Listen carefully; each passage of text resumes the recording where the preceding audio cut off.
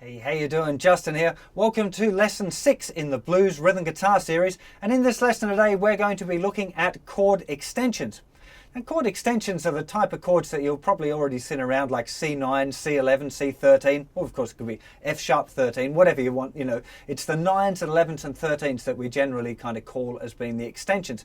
The first thing to make sure that you understand is that they're no harder than any other regular chord. In fact, playing a guitar with no fingers on, just bashing the open strings, you could name that chord an A11 with an E bass if you want, so it's not, having a bigger number doesn't make it any harder. It's really important to get that first. Now, what we're going to be looking at today is kind of a few of the simple and common extended chords that you're likely to see and that are good for playing blues. There are literally hundreds and, well, maybe hundreds and hundreds, might be exaggerating a bit, but probably over 100 different ways of playing like a C dominant. That would be C7, C9, C11 and C13, C7 sharp 11. There's some other kind of fancy ones as well, but all of those are substitutes for a C7. So you're playing a blues in C and it says in the music C7, you can usually play a C9, C11 or a C13. C11 you have to be a little bit more careful with. The general rule here is that if it sounds good, it is good. If it sounds bad, it is bad. So even though I'm giving you all of these different chords that you can use, the most important thing to remember is to listen, to use these little things attached to the side of your head and make sure that what you're doing sounds cool. Because that's really, really important, because lots of times you'll come across theory things that'll say, hey, you can use this chord or substitute that one for this one.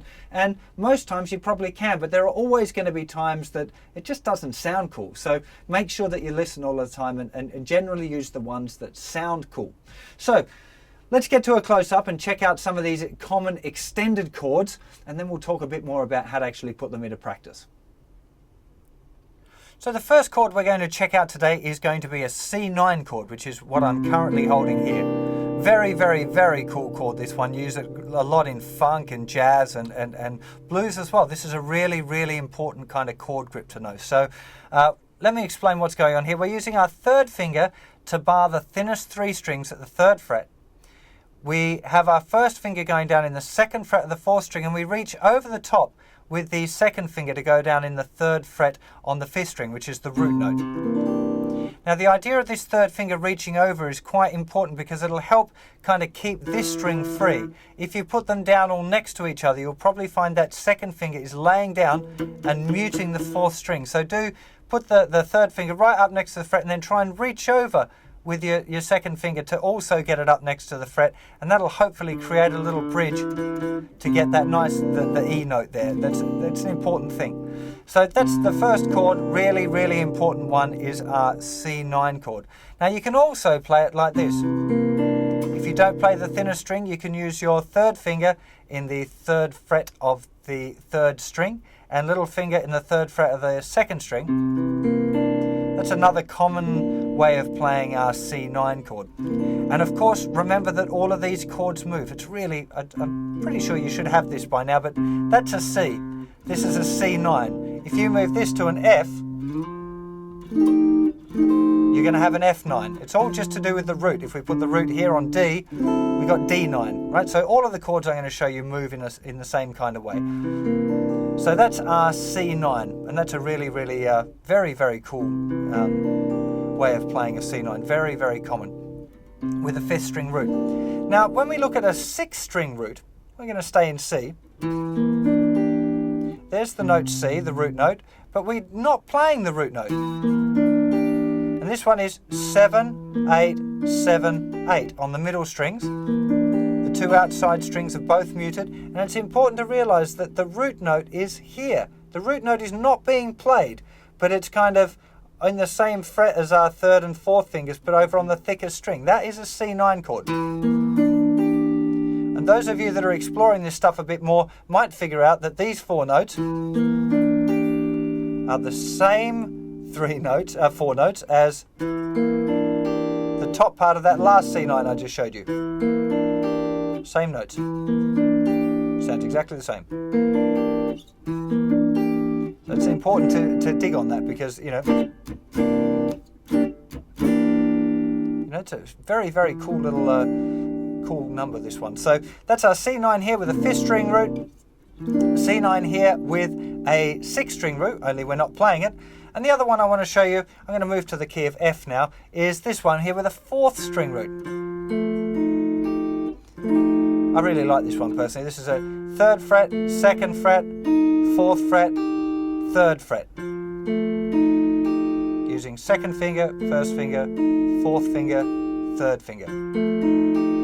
This is a cool little chord. So this is an F9. Also worth noting as well at this point, the blues that we're doing today is a blues in C, and it uses the chords C9, F9 and G9. So just staying in this one spot, we've got here C9. If we use the 4th string root one, we've got an F9, and there's our G9. Remember, there's the root note we're not playing. G9, F9, C9. So really take some time now to go and explore each one of those over your blues. I'd get that backing track going, you know, start playing around with these different grips. If you wanted to, you might mix them up with some of those other grips that we've already looked at, the dominant 7th ones. That would be a cool thing to do. And mix. Lots of different ways. Once you kind of get involved with doing extensions with those dominant 7th chords, there are so many chords that you can link together. It becomes a real party. So they're the 3 9th chords that I would really recommend that you get. 5th string root, 4th string root, 6th string root. And the other chord that I want to show you today, which I think is a really funky one, is a 13th chord. We're going to kind of miss 11th chords just because they don't really tend to sound so cool in blues. You know, they have their place, right? But they're not very commonly used. The 9ths and the 13ths are really where it's at. So this one is a really commonly used kind of, it's a jazz chord really, but it gets used in blues quite a lot. And this is a G13. There's the root note there, G, and we have 3rd fret, nothing on the 5th string, then 2nd finger on the 3rd fret of the 4th string, 3rd finger in the 4th fret of the 3rd string, and little finger up on the 5th fret of the 2nd string. Thinner string can either be muted, or you can let that little finger lay over if you want and do a little kind of mini bar. This is a G13. Of course, if we move it up to the 8th fret, we end up with a C13. They all move, they're moving chords. It's just the root note. If we move it here, it's an A13. It's a cool little trick, this one. Now, we've got another really common 13th chord, which is like our 9th chord here. Here's our C9. If you reach up with that 2nd finger, if you reach up I should say, you probably don't want to be retching while you're playing guitar, but little finger reaching up 2 frets there to the 5th fret. It's a bit of a stretch for me because of my stumpy little finger, but hopefully for you it'll be okay. You've got C13. I find that a bit easier up the neck if I move it up to say an F here. There's F, there's F13.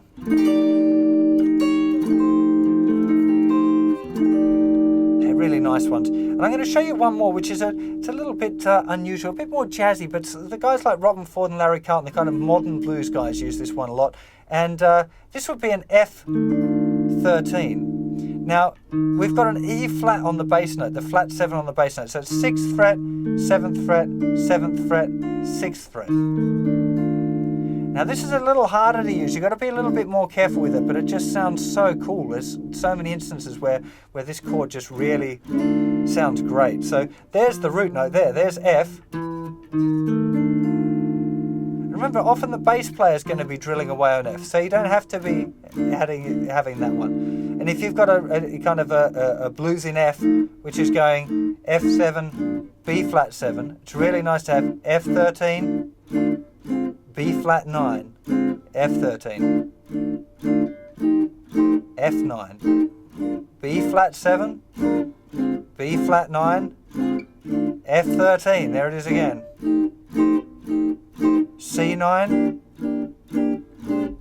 B flat 13, F13, C9, etc. You can see that, but now that we've got all of these chords, you can kind of stay in the same area and get some of these kind of complex voicings moving together, which is where it gets to be quite a lot of fun.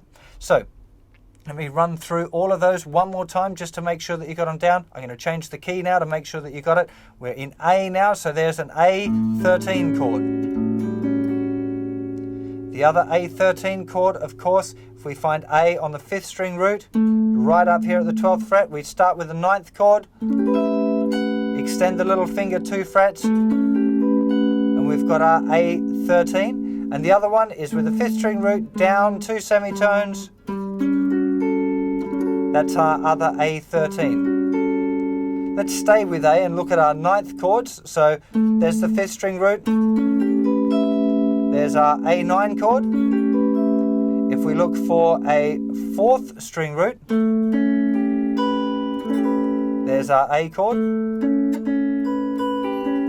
There's the root, of course. And the last one was there. There's the root note for the A. There's our A9. Now I know in the last couple of lessons we've looked at a whole load of different chords that you can use in a blues, and what I don't want you to do is freak out and get confused. And there's a couple of things I can tell you that are really going to help in that. And the first thing is, don't get confused and think that lots of chords means really good. Because it doesn't. In fact, often when I'm doing these demos, I'm kind of thinking, oh man, you're using too many chords here, because it just sounds stupid, right? It's not about that really. Having a good groove is what's really important, and having all of these different chord choices is cool and it's good fun, gives you something else interesting to play about with, but it's not what's going to make you a good rhythm guitar player. Playing a solid groove and playing really in the pocket, playing in with the drums and making sure, you know, when the drummer plays his note and you're going to be playing yours at exactly the same time, you know, so everything's kind of synchronized really well together. That's what's important. So don't be fooled into thinking, oh wow, I'm doing loads of chords, I must be really good. That's not the point. So far better to have just a few chords and be playing a really solid rhythm and really in the pocket and feel like it's grooving properly. That's where it's really, really important. This other stuff, it's cool, it's good fun, and it's something, you know, new to explore and a good thing to do, but don't get too wound up into it, you know. So and really what you want to be doing here is picking a few chords, right? So now I've given you a choice of loads of different chords, so pick a couple of the ones. Pick the ones that you think sound really cool. Maybe you're kind of going, oh man, I'm really into Stevie Ray Vaughan and he doesn't use that 13th chord that much. I mean, there's actually a couple of songs that he does use that kind of stuff, but he's, you know, if you don't like that kind of jazzy flavour, maybe leave off the 13th for now. You know, if you really like funky blues, make sure you spend a lot of time on those 9th chords, you know. So start to pick and choose a little bit the ones that you really like. Save the other ones for later. There's no hurry. You can come back to them in a year, you know. So the thing I'm trying to express to you now that's really important is not trying to overplay and being fooled into this lots of chords equals good, because it really doesn't. It's very important that you get that, right? So what we're going to be doing now is we've got a backing track in the key of C. And we're just kind of back to a kind of a regular kind of sequence of a regular chord, a blues chord progression in the key of C. A really cool strumming pattern to get into for this one is going to be playing on the 1 and the and after 2. That sounds like this. If we have 3, 4, 1, 2, and 3, 4, 1, 2, and 3, 4, 1, 2, and 3, 4, or 1, 2, and 3, 4, 1, 2, and 3, 4, 1, 2, and 3, 4. They can either be kind of, you know, leaving the second chord to sustain a bit or keeping them both short. Now, for the muting, you can either be using the fretting hand and leave this hand out of the muting and just have,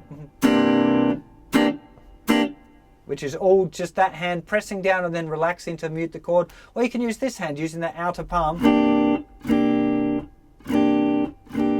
or any combination of those two things. So that's the pattern I would recommend you start off with. We're just going to be using, of course, C9, F9 and G9, but you can muck around with all of those different dominant 7th chords that we've looked at previous, you know, linking them all together. That's kind of the idea now. It's kind of, you're adding new things to your pot and you want to stir it all in, but you don't want to put it all in at the same time or it's going to get all lumpy, you know. So just add a new chord, add a little bit at a time, kind of mix it in with the stuff that you've already got. That's really the way that it's best to kind of learn new chords and stuff. If too many things all at once and your brain's just going to get skedaddled, you're going to feel like, oh, it's hopeless, they all sound stupid and I can't remember them and da-da-da-da. So a little bit at a time, new chord, just kind of adding in a little bit as you go. I'm going to play you out now a little bit with a demo, give you some ideas of the way that you might want to try using these chords. Remember, you can kind of slide into them as well. We're going to do a little bit more on this later on, but you know, there's nothing. You know, you can get into all of that as well. You'll see it. Just experiment. It's really important that you kind of muck around a bit. I can't spoon feed you everything. It's much better that you kind of explore some of this stuff on your own and figure it out. Put the pieces together and go, well, I got that chord. I had that rhythm, so let's see if they go together good. You know, it's the best way to learn. It really is. So hope that gives you some new food for thought, and I'll see you for another lesson very soon. Take care of yourselves. Bye bye.